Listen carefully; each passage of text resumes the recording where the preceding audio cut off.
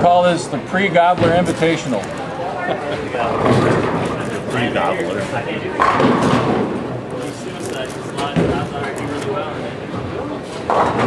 You can't bowl in it. Well, once these two get done talking, we get on our way here. How's it waiting for that? Well, yeah, there we go. There's the start. It'll be just a couple seconds now. Oh, I suppose they gotta wait for the practice then. Practice is over. It's done. Oh, the stop sign's This is still up. like the slowest It is. program. Yeah. You know, it takes Even forever registering for it a to- strike is Yep. slow. You take it out of practice and put it into league play, and it takes 2-3 minutes for it to shut it down, kick it over. So you need to sell some advertising There we right go. about here.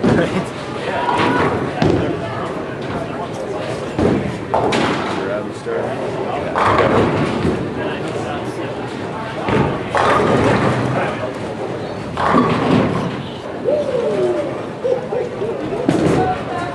Hello, welcome to the title match at Classic Bowl. We have our two finalists, top seed Robbie Lawrence versus Sam Sylvester Jr., which I believe is the number 3 seed. Yeah, Sam was 3 seed. Alright, Robbie starts off with a strike. Bowled very well all day. Came off to a slow start though.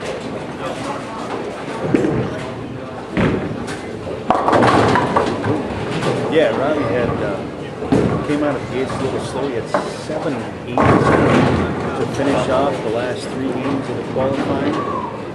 So that really never slowed down. Came into match play, tearing out of the gates with I think about close to another 770, 780 right out of the gates. So he's had a good look through the end of qualifying match play. Yeah, Robbie started out hot. He bowled against me in the first round. He shot had the front 10 for 289. And never looked back. And Sylvester, an open frame. Needs to get something going right away. Robbie has a great look. And this modified house shot has broken down quite a bit since we started. Yeah, definitely got no touch. Anywhere near the track area, the ball definitely wants to cool off real quick. And as players have moved in, especially on the right-hand side, they've ended up with a whole lot of wet dry. Still a fair amount of volume, get deep enough inside. Anywhere near that track, it flies up a little bit. And Robbie, as you guys can tell, or maybe not tell, he does throw it with 2 fingers and plant on the opposite foot for a left-hander. Yeah, he's definitely got a little of a unique style to him for sure. Just like any other sport, the ability to repeat is all it takes for you to be consistent and good. And he started off today with, I do believe, a Pearl Misfit. Thus, he changed to this ball, the IQ Tour Pearl, and that has been the money ball for him. Yeah, he really hasn't looked back since that.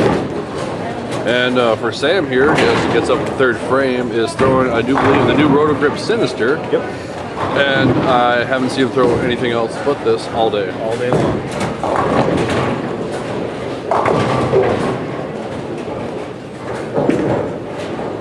And I bowled on this pair earlier in match play and qualifying, and there was quite a bit of difference between right and left lanes, but Sam, with all his forward heavy roll, seems to even that out quite a bit. Yeah, a combination of a strong ball with a strong heavy roll, and he's definitely able to control the back end and keep the ball in play, which is why he's climbed through the ladder as well as he has, and went through match play as well as he did.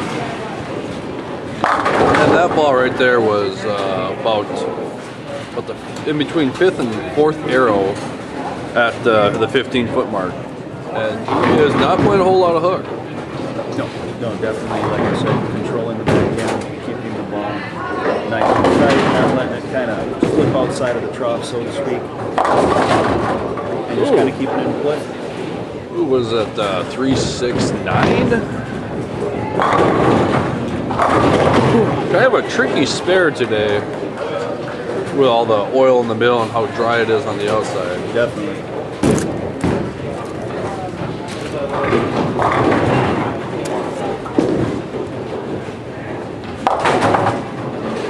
Easily converts. He makes it look simple though.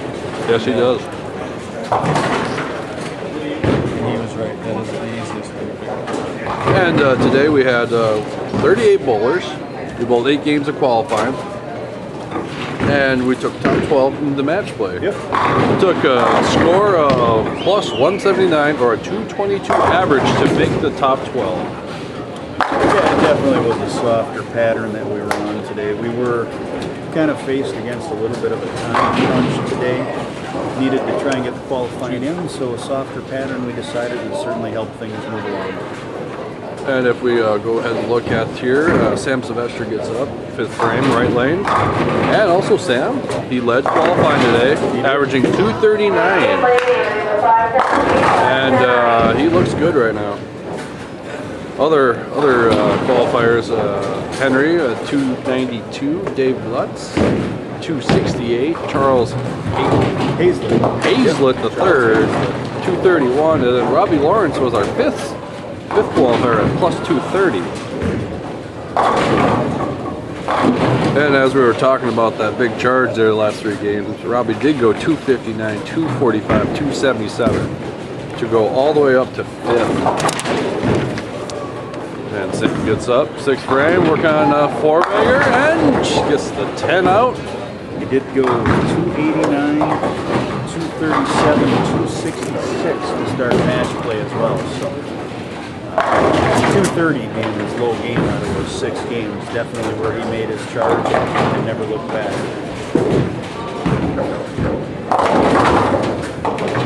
That lane's obviously getting to be a little squirrely too in the mid lane form. That one kind of sneaking a little far down lane before Strad. And do you know, did you know Robbie before this tournament? Oh yeah, I've known Robbie for a few years now. General manager over at Sunray. We did host a CBA, or they hosted a CBA at Sunray. The first one of this season actually was held there. And you know, my pro shop being on the St. Paul side, Robbie's the St. Paul side of the river guy, so ran into him certainly a few times here and there. Real nice guy. And he bowls a lot of the ABT tours around here in Minneapolis. He does, along with bowling, I believe, if I'm not mistaken, something like 10 leagues a week. Serious? Yes. Oh, wow. That is, I think Robbie's been the king of St. Paul, you know, I'm just guessing. Twice, I even thought it was more than that, but at least 2 times, yeah. Now, what is the King of St. Paul, if you could explain that? King of St. Paul will take account, honor counts, placing in the city tournament, your league averages, all of that, and then they, I believe it's just the board, association, that puts together a list of people that are your all-city team, so to speak, and then they choose the top one they feel, man, woman, and youth, male, youth, lady, for the king and queen and prince and princess of St. Paul. Oh, that's cool. Really cool. And Sylvester working on a 5-bagger, gets up on the right lane, and high, and he trips out, and just leaves a 7-pin. Good break right there.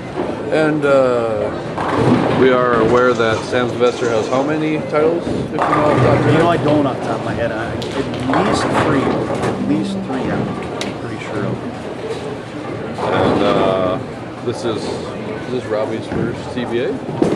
I don't know if it's his first ever. Certainly the first this year, the first since I've, myself taken over running. I'm not sure if it's the first ever. Hey, Robbie, is this your first CBA ever? Yep, ever. First ever. And then here he is in the title match. Yeah. How about that? Might have to bowl a few more. Yeah. Daddies. We had a similar last year to Coola's. Wayne Cool Jr.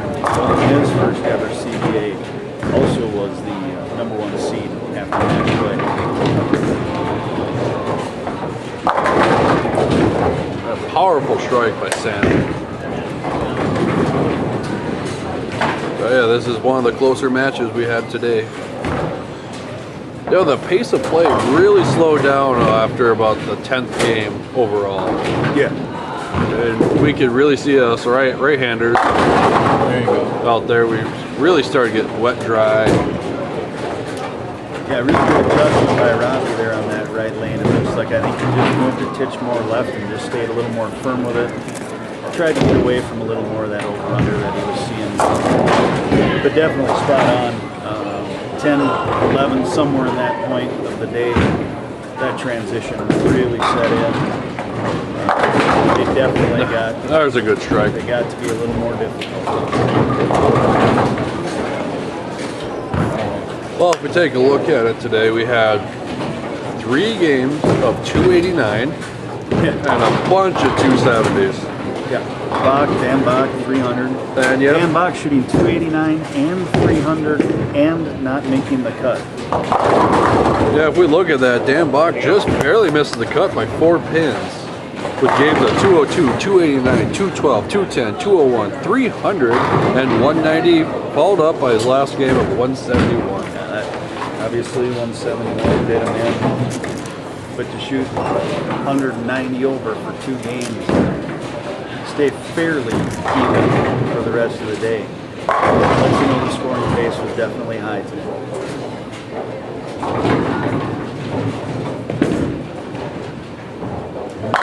Sam just taking it to Robbie. Max score of 258. Robbie can only get 246. And what does he need here? Just a strike? Strike the lock. Let's see, yeah, strike will definitely lock it up, I think. Oh, 9 spare. Well, you need a spare, just 9. I really just don't know. He gets out. This guy looks good. Oh, ring and 10. 246. Spare. I'll give him a 7. 46. Oh, he's got it. Got to get it. Is he not picking up? Yeah, spare, right? Hasn't really missed any of these. Really good spare shooters. Yep, Yeah, Sam. solid all day and good recover, good cover. There it is, 247. That's your champ, Sam Sylvester Jr. Great tournament for both, obviously. Fantastic tournament for Robbie. Always love to see somebody that's coming out for the first time to give their try at it, do so well. Definitely usually fuels the fire to get him to come back again.